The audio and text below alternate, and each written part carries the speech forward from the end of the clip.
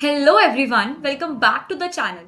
सो आज के इस वीडियो में हम ये देखने वाले हैं कि हम डिटर्मिनेंट को कैसे फाइंड आउट कर सकते हैं। How to find out determinant of a matrix.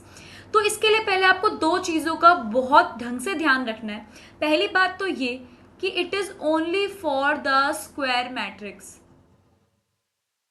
आपको बात समझ आती है कि you can not find out the determinant of a rectangular matrix. आप ये सिर्फ स्क्वायर मैट्रिक्स का ही निकाल सकते हैं एंड इट्स का scalar value of a matrix. अगर आपसे कोई पूछे कि भाई what is determinant, so it's a scalar value of a matrix. अब आपको पता चलेगा जी ऐसा क्यों कहा गया है, वो हम सारी बातें अभी करेंगे when we are finding out that how to find the determinant.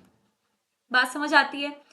तो सबसे पहले हम देखते हैं 2 by 2 की मैट्रिक्स, क्योंकि देखो स्क्वायर मैट्रिक्स के लिए m should be equals to n। Is it clear? तो सबसे पहले मैं आपको बताती हूँ, एक हमारे पास ए मैट्रिक्स है जो कि 2 by 2 ऑर्डर की है। ओके, यहां पर मैं ले लेती हूं 2, 6, 4 एंड 9। आपको इसका डिटर्मिनेंट निकालना है। ये जो दो मॉड्यूलस के साइन है ये डिटर्मिनेंट का साइन होता है। मेक श्योर आपको यूज करना है। अब आपको क्या करना है, इन दोनों को मल्टीप्लाई करना है माइनस इन दोनों की मल्टीप्लीकेशन। क्लियर? 9 टू ज़ा 18 minus 6 fours are 24. That means it is minus 6. It is the determinant of this 2 by 2 matrix. Make it sure कि आपको समझ आना चाहिए कि हमने कैसे इसको फाइंड आउट करा। अब आपको मैं एक चीज समझाती हूँ। 3 by 3 की मैट्रिक्स को जब हम सॉल्व करेंगे तो हमें एक चीज का बहुत ढंग से ध्यान रखना है। एक होता है कोफैक्टर, ठीक है, एक होता है कोफैक्टर और एक होता है माइनर। अब मैं आपको एक रिलेशन लिखती हूँ, उससे आपको समझाऊंगी कि कैसे कोफैक्टर और कैसे माइनर वाली बात होती है। देखो रिलेशन कुछ इस तरीके से है, सी आई जे, अब सी का मतलब यहाँ पर कोफैक्टर से है, इज इक्वल्स टू -1 की पावर आई प्लस जे एम आई जे। अब ये m क्या है, दिस इज माइनर, और जो ये c है दिस इज कोफैक्टर। अब ये कैसे क्या है ये आपको अभी जब हम क्वेश्चन करेंगे उससे समझाएगा। और c को मेनली हम लोग जब सॉल्व करेंगे तो इसमें हम एक चीज और भी ऐड कर लेते हैं, इसको किसी और साइन से डिनोट कर ले। तो सारी बातें हम आगे आने वाली वीडियोस में करेंगे।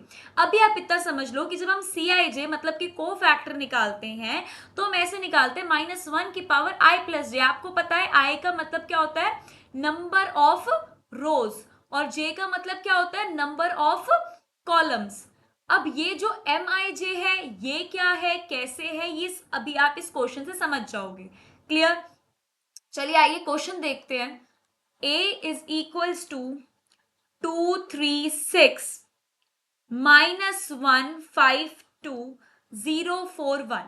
ये वीडियो सबसे इंपॉर्टेंट है क्योंकि अगर आपको डिटर्मिनेंट निकालना नहीं आएगा तो आगे आने वाले टॉपिक्स जो कि 15 मार्क्स के हैं, Cramer's rule and inversion matrix method and उसके बाद हमारा कैमलीज हैमिल्टन रूल और उसके बाद क्या नाम है, ईगन वैल्यूज, ईगन वेक्टर्स, वो आप नहीं कर पाओगे, आपको वो चीजें समझ ही नहीं आएंगी। तो इसलिए आप वो तभी कर पाओगे जब आपको डिटर्मिनेंट निकालना आएगा, क्योंकि उनके स्टेप्स में आपको डिटर्मिनेंट निकालने के लिए कहा जाएगा। इसलिए आप इसको बहुत ढंग से करें क्योंकि मेनली एग्जाम में 3 by 3 की मैट्रिक्स ही आती है।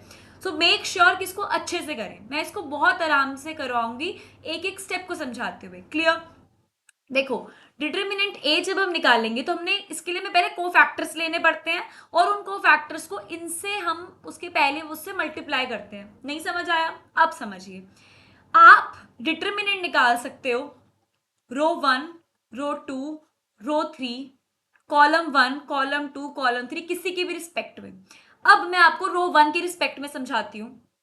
रो 1 के रिस्पेक्ट का मतलब ये है कि आप सबसे पहले जो आपका पहला एलिमेंट है रो 1 का, जिसकी रो भी 1 है कॉलम भी 1 है, ठीक है, हम इसको किसके बेस में ले रहे हैं, रो 1 के बेस में ले रहे हैं, तो इसको आप लिख लीजिए एज इट इज। मैं आपको साइंटिफिक जो बुकिश लैंग्वेज उससे नहीं समझा रही, कॉमन मैन की लैंग्वेज में समझा रही हूँ जिससे कि आपको समझ आए। क्लियर?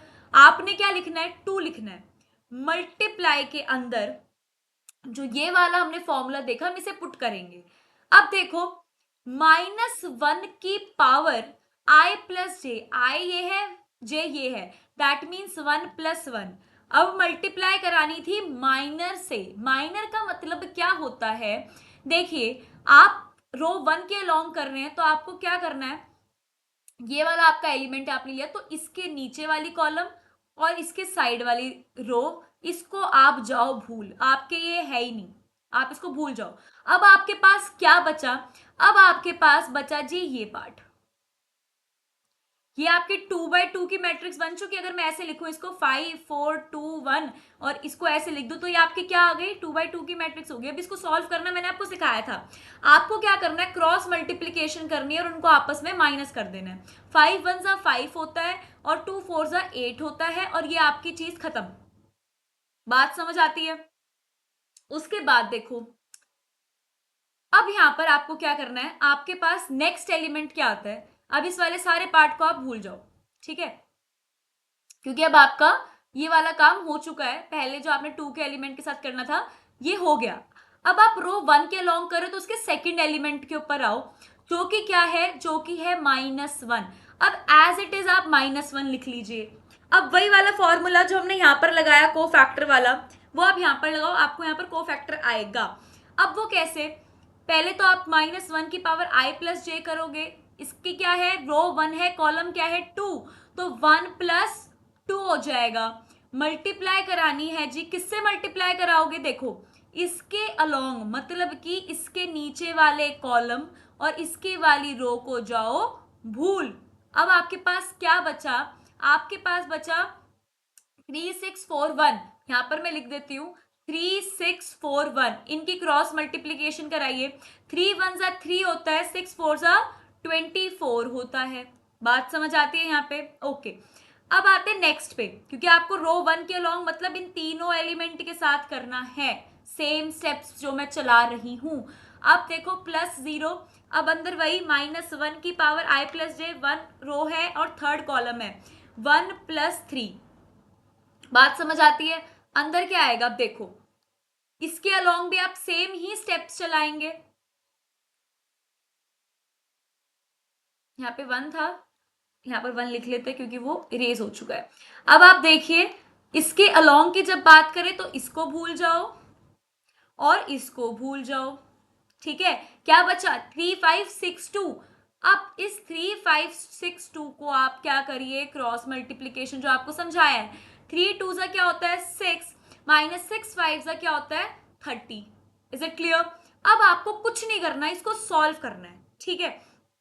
सबसे पहले आप इस पार्ट को देखो जी, -1 की पावर 1 + 1, तो 1 + 1 2, -1 का square would be 1, that means ये 1 2 जा 2, पॉजिटिव में रहेगा ये। अंदर आप देख लो 5 - 8 क्या होता है -3। क्लियर? पहला स्टेप आपको समझ आ गया। अब देखो -1 की पावर 1 + 2, दैट मीन्स -1 का क्यूब, दैट इज -1। बाहर भी एक -1 है, अंदर भी एक -1 है, तो क्या आ जाएगा जी +1। अंदर क्या आया, -24 + 3 वुड बी -21। क्लियर? +0, 0 से किसी की भी मल्टीप्लाई करो जी आपका आंसर 0 आएगा। तो अब आपने यहां पर सॉल्व करके 2 3 जा -6, इधर -21, इट इज -27।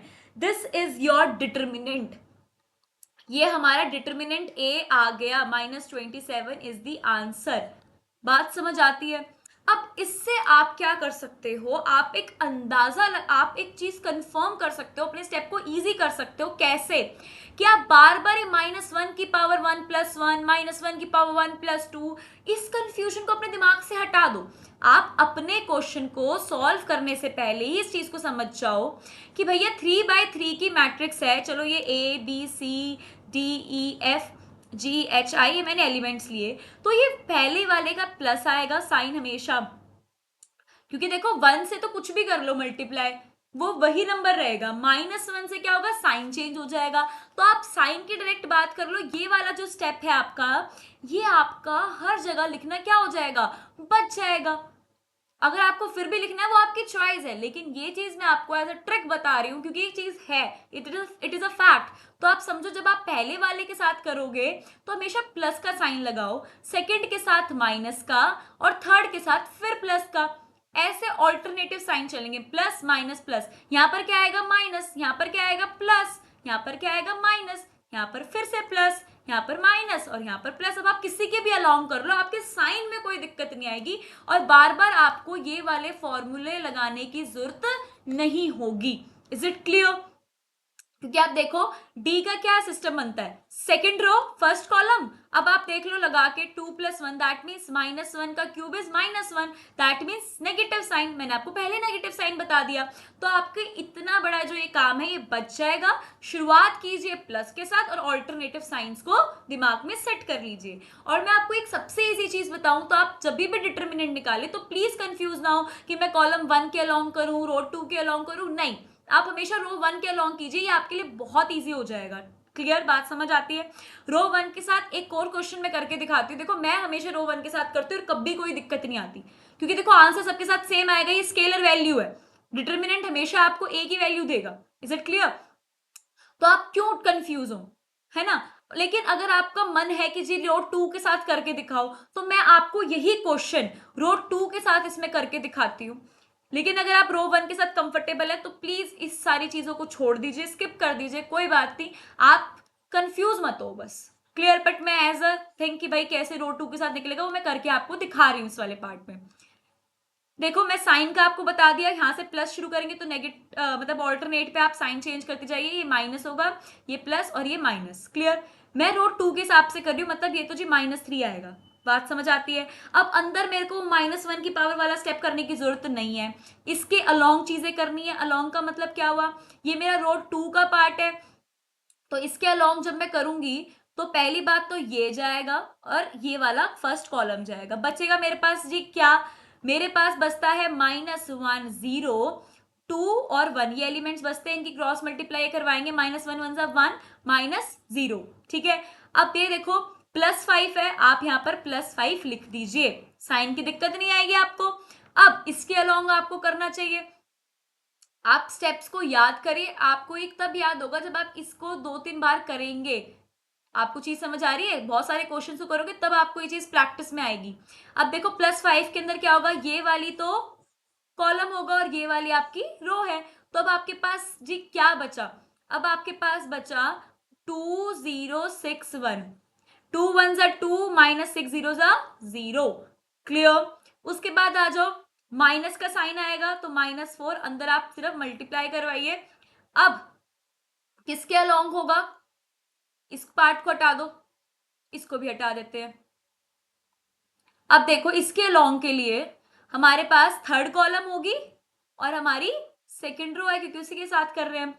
अब हमारे पास क्या बचता है, अब हमारे पास बच रहा है 2 -1 6 और 2। देखो मैं जैसे यहाँ पर आपको लिख रही हूँ समझाने के लिए और बार बार ये कट कर रही हूँ, इसकी आपको जरूरत ही नहीं पड़ेगी जब आप एकदम ट्रेंड हो जाओगे। आपको पता है इसके लॉन्ग करो, अपने आप ऐसे ऐसे करो, फिर अपने एलिमेंट्स देख लो। तो 2 2 4 और -6 होता, लेकिन माइनस माइनस प्लस हो जाएगा। तो 2 2 4, माइनस का साइन आता है यहाँ पर, 6 -1 -6 है तो ये प्लस हो जाएगा, +6। अब देखो -3 इंटू -1 3, 5 2 10 और ये 6 + 4 क्या होता है 10 -40। अब देखो क्या आंसर आया, इट इज -30। सो आपका आंसर क्या है, -27। क्या आपने जब पहले निकाला था इसका भी आंसर -27 नहीं था? दोनों का आंसर सेम है, किसी के भी अलोंग निकाल लो, आपके डिटर्मिनेंट की वैल्यू सेम ही आएगी। तो इसलिए देखो मैं तो यही प्रेफर करूंगी कि आप हमेशा रो 1 के अलोंग कीजिए। बाकी आपकी मर्जी, आपकी श्रद्धा है कि आप कौन से मेथड को ट्राई करना चाहते हैं। अब इसी को लेकर मैं एक क्वेश्चन और आपको करा देती हूँ, कि जिससे कि किसी भी तरीके के ना कोई डाउट ना रहे, और उसको भी मैं रो 1 से ही करके दिखाऊंगी। आपको चीज समझ आ रही है? उसको भी मैं आपको रो 1 से ही करके दिखाऊंगी, कि जिससे कि कोई दिक्कत ना आए रो 1 के अलोंग करने में।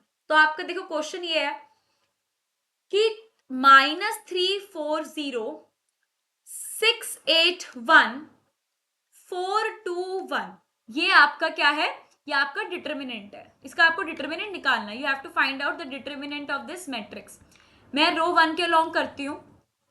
अब मैं बिना वो करे स्टेप बाय स्टेप की भाई मैं इसको यहां से काट के आपको दिखा रही हूँ, वो नहीं कर रही, इजी वाले तरीके से फटाफट करके दिखा रही हूँ, एज एन ट्रेंड वाले तरीके से। पहले मैं क्या लूंगी, -3। देखो साइन प्लस में आता है तो माइनस ही लिखना पड़ेगा, क्योंकि यहाँ पर -3 है, ये माइनस और ये प्लस। अब मल्टीप्लाई के लिए देखो मेरा ये कर्सर देखना, ऐसे इसको छोड़ा, 8 वन जा 8 -2, यहाँ पर माइनस का साइन आता है तो -4। अंदर देखो, अब इसको और इसको छोड़ा, 6 वन जा 6 -4 प्लस 0 0 के साथ किसकी भी मल्टीप्लाई कर लो, वही फर्क, कुछ नहीं पड़ेगा, बट फिर भी लिख देते हैं दिस एंड दिस, छोड़ो, 6 2 जा 12 और 4 8 जा 32। अब देखो -3 8 -2 6 -4 6 -4 2 और ये +0, तो क्या आया, -6 6 जा 18 -4 2 जा 8। तो क्या आंसर आया बताइए, -18 और -8 -26 इज द आंसर। ये हमने डिटर्मिनेंट निकाल लिया। सो इस तरीके से आप डिटर्मिनेंट निकाल सकते हैं। प्लीज मेक श्योर कि आप इनको बहुत ढंग से करें। और मैं आपको एक दो क्वेश्चन और दे देती हूँ यहाँ पर, जिसको आप प्लीज प्रैक्टिस कीजिए। और अगर आपको आंसर्स कंफर्म करें तो आप कमेंट सेशन में लिखिए कि इसके आंसर्स क्या है, मैं आपको इसके आंसर जरूर बताऊंगी। बट अभी आप सिर्फ क्वेश्चन लिखिए, this is for your practice, these are the practice questions. Please इसको ट्राई करें, तभी आप डिटर्मिनेंट निकालने में बिल्कुल एक्सपर्ट हो सकते हो। किसी के भी अलोंग कर सकते हो, रो 1 रो 2 रो 3 या किसी भी कॉलम के। Is it clear? तो this is your first question. I am giving another question.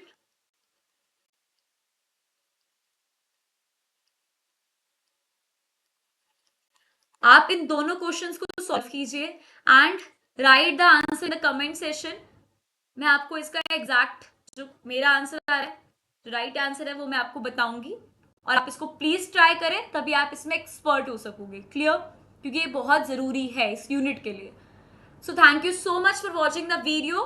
And अगर आपको वीडियो समझ आई है तो प्लीज चैनल को सब्सक्राइब करें, ज्यादा से ज्यादा शेयर करें, वीडियो को लाइक करें और कमेंट करना तो ना भूलें। और प्लीज ये प्रैक्टिस क्वेश्चन आपको करने ही करने हैं। Okay, thank you.